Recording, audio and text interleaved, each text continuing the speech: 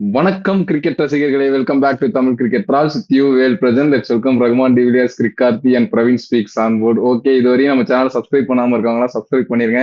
அப்படியே அந்த ஹைக் பட்டனும் கொடுத்துருங்க. லாஸ்ட் ஃபியூ டேஸ் நல்ல ரீச் இருக்கும்.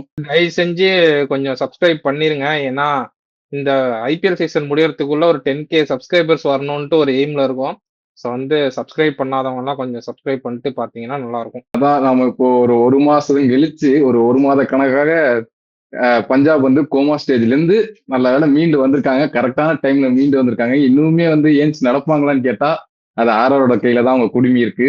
நாளைக்கு ரிசல்ட்ஸ்ல தான் இருக்கு அவங்களோட பிளே ஆஃப் குவாலிஃபிகேஷன் எல்லாமே. அதுவும் இல்லாம இன்னைக்கு எப்படி உள்ள போயிருக்காங்கன்னு கேட்டா ஸ்ரேயஸ் ஐயர் அவரோட ஃபர்ஸ்ட் ஐபிஎல் செஞ்சுரி அடிச்சிருக்காரு. வெல் டிசர்வ்டு ஒரு பிளேயர்னு சொல்லணும். ஐபிஎல்ல த்ரூ அவுட் த இயர் அந்த 2019 இருந்து கன்சிஸ்டன்டா ரொம்பவே பெர்ஃபார்ம் பண்ணிட்டு வந்தாரு. ஸோ அவர் வெல் டிசர்வ்டு செஞ்சுரி. நம்ம அப்படியே இன்னைக்கு மேட்ச்ல யாருக்குமே தெரியாம, ஆக்சுவலா நம்மளுக்குமே கொஞ்சம் டவுட்டா இருக்கும், உங்களுக்குமே யாருக்குமே தெரியாம சைலண்டா ஒருத்தர் ஆரஞ்ச் கேப் லீடர் போர்ட்ல உள்ள வந்துட்டு இருக்காரு.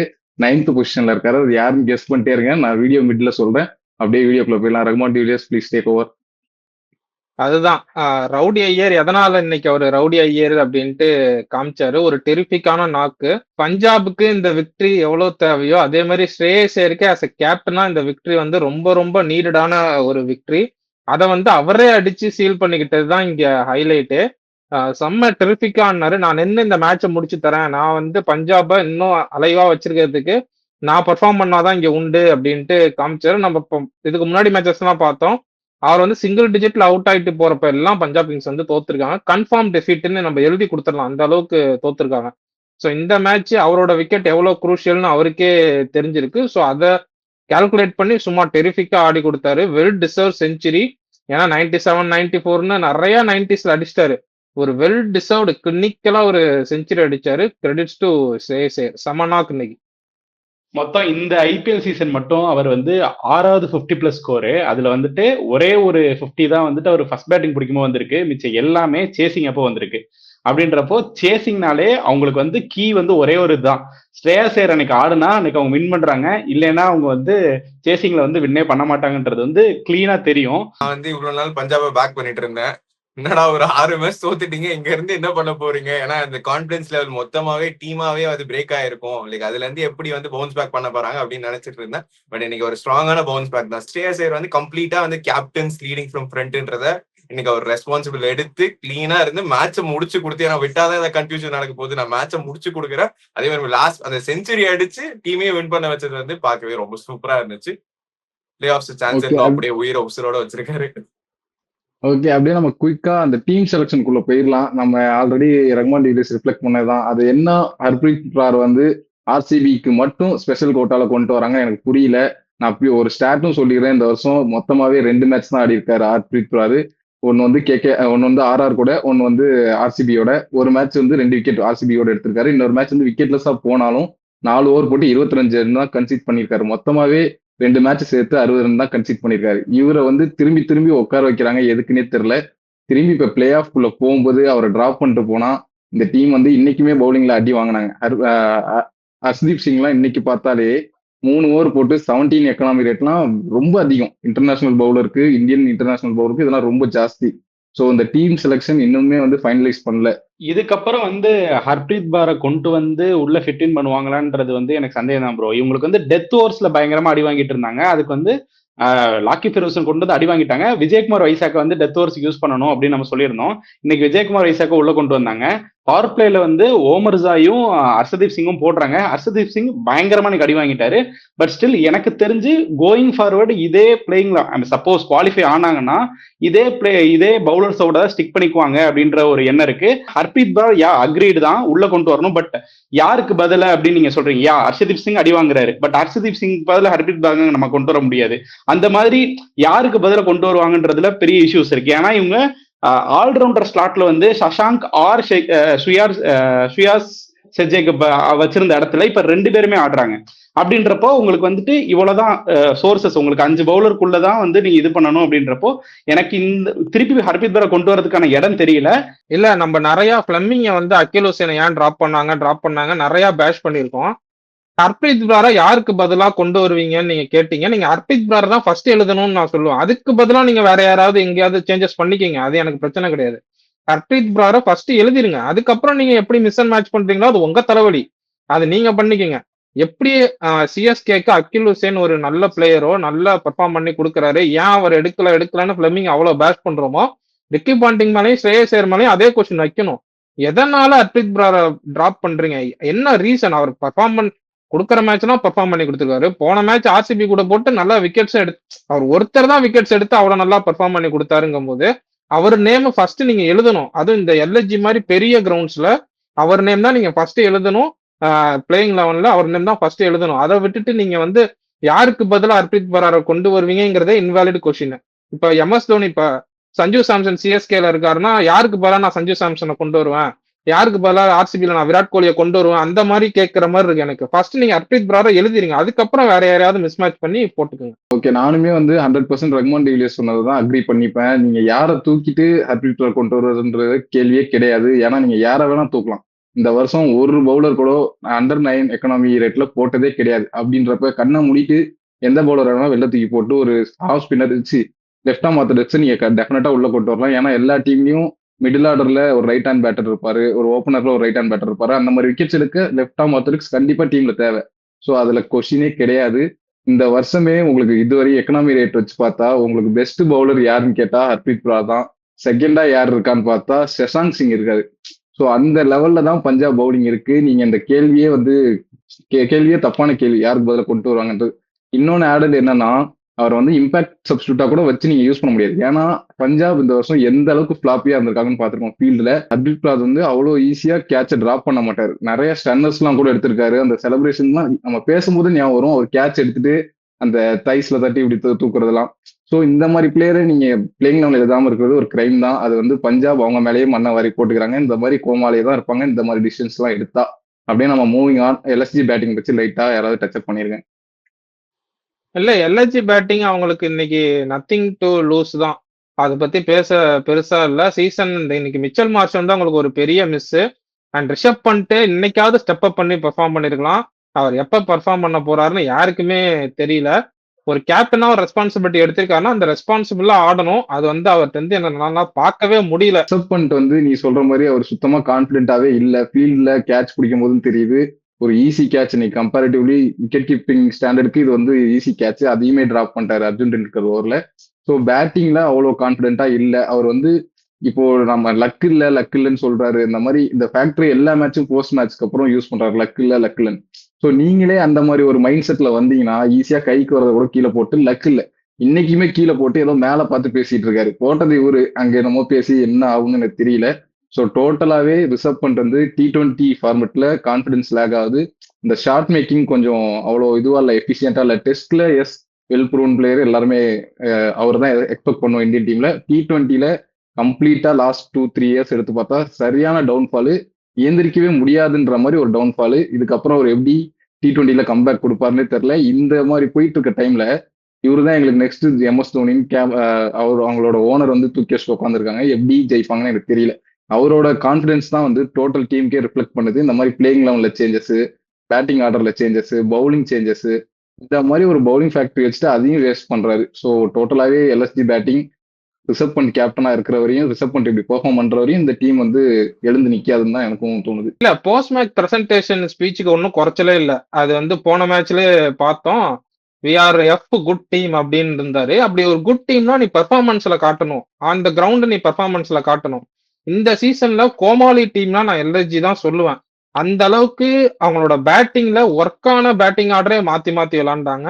பவுலிங்ல அவ்வளவு சேஞ்சஸ், அஞ்சு பவுலர்ஸோட மெயின் பவுலர்ஸோட மட்டும் போறது, 6வது பவுலர் இல்லாம போறது, நிறைய கோமாளித்தனம் பண்ணாங்க. எஸ், லேட்டரா அவங்க நல்லா பெர்ஃபார்ம் பண்ணாங்க.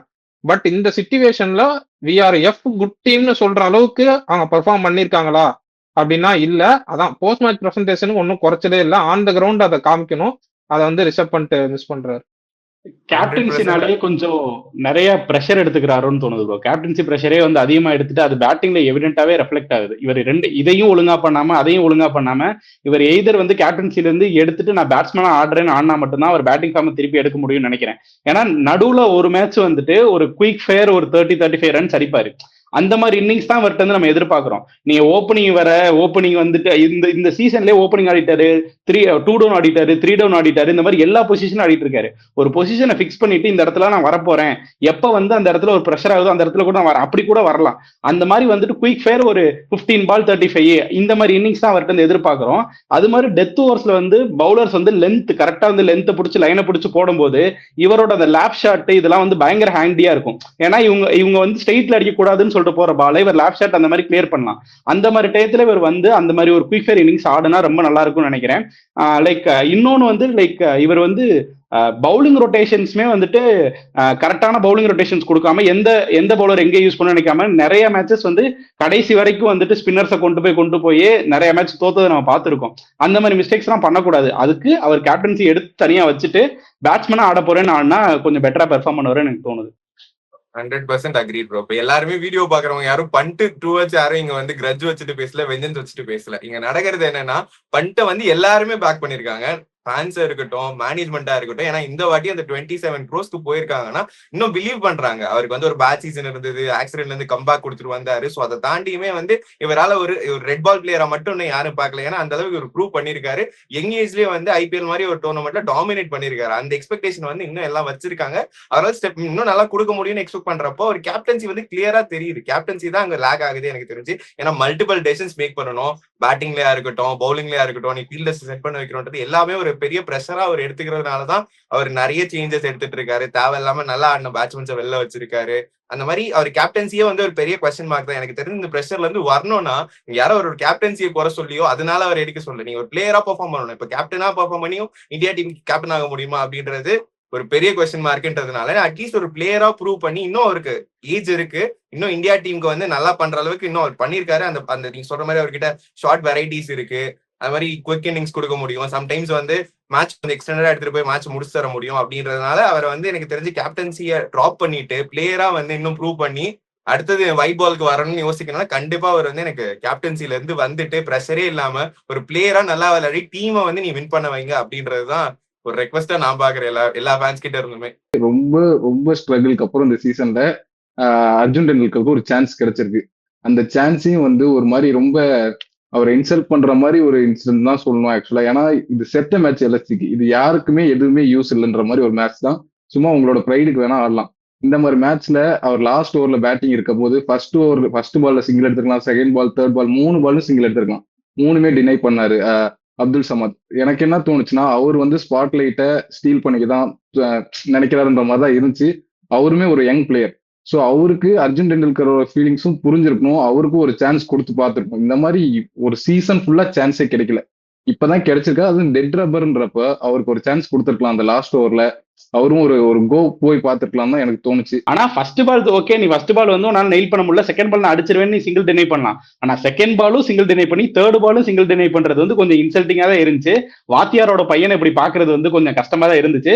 அதுக்கப்புறம் அவர் ஒரு 6-4-4 அடிச்சிட்டாரு. பட் ஸ்டில் அந்த 3 பால்ல வந்து அவர் சிங்கிள் ரொட்டேட் பண்ணிட்டு திருப்பி அவர் என்ன பண்றாருனாச்சும் பாத்துருக்கலாம். நீ ஓகே ஒரு பால் இவர் டாட் வச்சுட்டாரு, அதுக்கடுத்து வந்து இவருக்கு நான் சிங்கிளே கொடுக்கலன்னா அது ஓகே, அவருக்கு நீ வாய்ப்பே கொடுக்காம நீயே நின்று ஆடிக்கிற அப்படின்றது வந்து எனக்கு அந்த இடத்துல வந்து நீங்க சொன்ன மாதிரி எனக்குமே அப்துல் சமாத் வந்து அந்த இடத்துல பண்ண தப்புன்ற மாதிரி தான் தெரிஞ்சது. ஆரஞ்ச் கேப்ல புதுசா ஒருத்தர் உள்ள வந்திருக்காரு.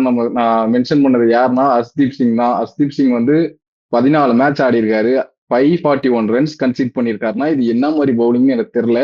அவரை பேக் பண்ணி அவரு தான் பெஸ்ட் பவுலர்னு சொல்லிட்டு இதுவரையும் இந்த சீசன்ல மட்டும் 23 ஓவர்ஸ் போட்டிருக்காரு. ஸோ மேக்சிமம் ஓவர்ஸ் அவருக்கு தான் ட்ரெஸ் பண்ணி கொடுத்துருக்காங்க. இன்னைக்கு கிரிக்கார்த்தி சொன்னதும் அதே தான்.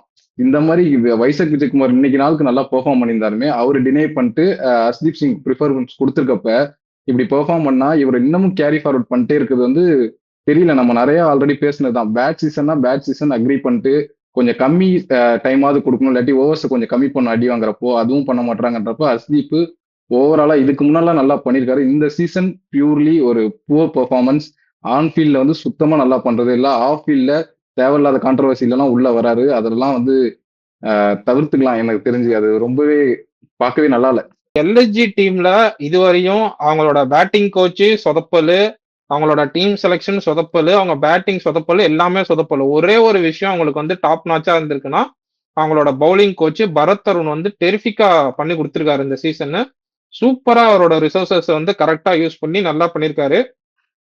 எஸ் இன்னைக்கு இந்த மேட்ச் ஒரு ஆஃப் மேட்ச் தான் இல்லைன்னு சொல்ல. பட் அவங்களால அந்த ரிசோர்ஸ் வச்சு எவ்வளவு யூட்டிலைஸ் பண்ண முடியுமோ சூப்பரா பண்ணிருக்காங்க. எக்ஸப்ஷனலா இருந்திருக்காங்க. ஃபாஸ்ட் பவுலிங் வந்து சும்மா தாறுமாறா இருந்திருக்கு.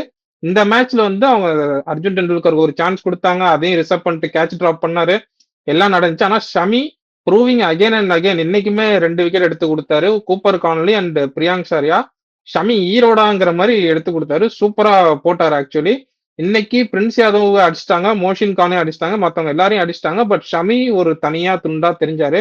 பெஸ்ட் ஃபாஸ்ட் பவுலிங் ஃபேக்டரி வச்சிருக்காங்க. அதுல ஆடட் அப் தான் இன்னைக்கு அர்ஜுன் டெண்டுல்கர். என்ன மாதிரியான ஒரு பெர்ஃபார்மன்ஸ் பவுலிங்ல, அந்த விக்கெட் அந்த கேட்சை மட்டும் பிடிச்சிருந்தாருன்னா அவர் எக்கனாமி ரேட் வந்து இந்த ரேஞ்சுக்கு போயிருக்காது. ஏன்னா அவர் அர்ஜுன் டெண்டுல்கர் ஓவர்ல மட்டுமே அடுத்த ஓவர்ல ஆக்சுவலா அந்த கேட்ச் டிராப்க்கு அப்புறம் இன்னொரு ஓவர் போட வந்தாரு. அந்த ஓவர்லயே பிரப் சிம்ரன் வந்து ஒரு 6, ஒரு 4, ஒரு 2ன்னு நினைக்கிறேன். ஸோ அதனாலதான் ஒரு எக்கனாமி ரேட் வந்து இப்படி இருக்கு. ஸ்கோர் கார்டு எடுத்து பாக்குறவங்களுக்கு தெரியாது, அதனால நான் அதை மென்ஷன் பண்ணிக்கிறேன். சேர் வந்து இனிஷியலாவே வந்துட்டு எல்லா டீம்ஸும் வந்து இப்ப ரீசெண்ட் டைம்ஸ்ல வந்துட்டு இந்த ஃபாஸ்ட் பவுலர்ஸ் வந்து இந்த ஆஃப் ஸ்டம்ப்ஸ் லைன்லயே வந்துட்டு இந்த 5th ஸ்டம்ப் லைன்ல அட்டாக் பண்ணிட்டு நிறைய மேட்ச் கீப்பர் கேட்ச் ஆகிட்டு போறதை பாத்துரும். இன்னைக்கு வந்துட்டு அதே மாதிரி யூஸ் பண்ணிருக்கலாம். ஏன்னா மொய்சின் கான் இருக்காங்க, அவங்ககிட்ட வந்து பிரின்ஸ் யாதவ் இருக்காங்க, சமி இருக்காங்க. ஆனா இவருக்கு சம்பந்தமே இல்லாம வந்து திக்வேஷ் ராதி 5th ஓவர் கூட கொண்டு வர போட சொல்லி ஃப்ரீ பண்ணி விட்டாரு. அந்த மூவே தேவையில்லை. நீ ஸ்ரேயா சேர் ஸ்ட்ரைக்ல இருக்க, உன்னோட ஒன்லி சான்ஸ் என்ன ஸ்ரேயா சேர் நீ எவ்வளவு சீக்கிரம் எடுக்க முடியுமோ அப்பதான் உனக்கு இந்த மேட்ச் ஜெயிக்கிறதுக்கான சான்ஸ் இருக்குன்றப்போ நீ அந்த இடத்துல ஸ்ரேயா சேருக்கு வந்து கொஞ்சம் ஸ்பின்னர்ஸ் வெளியே, ஏன்னா அவர் ஸ்பின்னர்ஸை கம்ஃபர்டபுளா ஆடுவார். அந்த ஓவர் வந்து ஸ்பின்னர்ஸ் ஆடலைனாலும் அந்த ஓவர் வந்து பிரப் சிம்ரன் வந்து நல்லாவே இவரை டேக் ஆன் பண்ணி கொஞ்சம் பிரஷர் ரிலீஸ் பண்ணி விட்டாரு. இவங்க 21 ரனுக்கு 2 விக்கெட் எடுத்து பிரஷர் எடுத்து வச்சிருக்காங்க. அந்த இடத்துல இந்த வச்சுக்கோ திக்வேஷ் ரதின்னு தூக்கி போட்டு அந்த ஒரு பிரஷர் ரிலீஸ் பண்ணி விடுறாரு.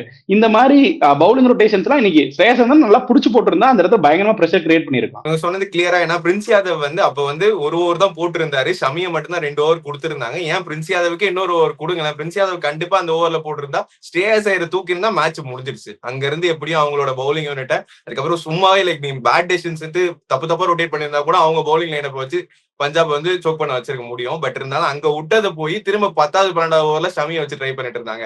ஏன்னா டெஸ்பரேட்டா நடுவில் ஒரு பெரிய பார்ட்னர்ஷிப் நடுவில் ஒரு பெரிய பார்ட்னர்ஷிப் கிரியேட் ஆயிடுச்சு. அதை பிரேக் பண்ணுன்றதுக்காக அங்க டெத்ல போட வச்ச வந்து எல்லாரையும் வந்து நடுவுலே போட வச்சு அவங்க அப்போ அடி வாங்கினாங்க. ஷமியை நடுவுல கொடுத்து அடி வாங்கினாரு. யாரெல்லாம் நடுவுல கொடுத்தாங்களோ எல்லாருக்கும் அடி விழுந்துச்சு.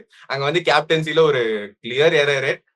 இது எப்படி எல்எஸ்டி ஃபேன்ஸோ பண்ட் ஃபேன்ஸ் எல்லாம் வந்து இதை தப்பா எடுத்துக்கிறதுக்குலாம் ஒண்ணும் இல்லை. நீங்களே உட்காந்து யோசிச்சு பாத்தீங்கன்னா இந்த நிறைய இந்த மாதிரி ஒரு மேட்ச்க்கும் நீங்க 4-5 எரரை கண்டுபிடிச்சு ஒரு பெரிய லிஸ்டே போடலாம். இந்த மாதிரி ஒரு பவுலிங் யூனிட் வேற ஏதாவது ஒரு டீமுக்கு கிடைச்சிருந்துச்சுன்னா பூந்து விளையாடி இருப்பாங்க. அதான் உண்மை. குரங்கு கையில பூமாலை மாட்டின மாதிரி ஆயிடுச்சு இந்த bowling unit, fast bowling unit LSG கிட்ட. அதுலயுமே கன்சிஸ்டன்டா இருக்காங்களான்னு கேட்டியா, அதுலயுமே கன்சிஸ்டன்டா இல்ல. ஏகப்பட்ட பேசஸ் சேஞ்ச் பண்ணி அதையும் வேஸ்ட் பண்ணிட்டாரு. நீ சொன்ன மாதிரி ரிசர்வ் பண்ணிட்டு அதையுமே கொஞ்சம் ஸ்பாயில் தான் பண்ணிட்டாரு. அப்படியே நம்ம சம்மரைஸ் பண்ணிடலாம். கரெக்டான டைம்ல பஞ்சாப் உள்ள வந்திருக்காங்க. நல்ல பேட்டிங் பெர்ஃபார்மன்ஸ்.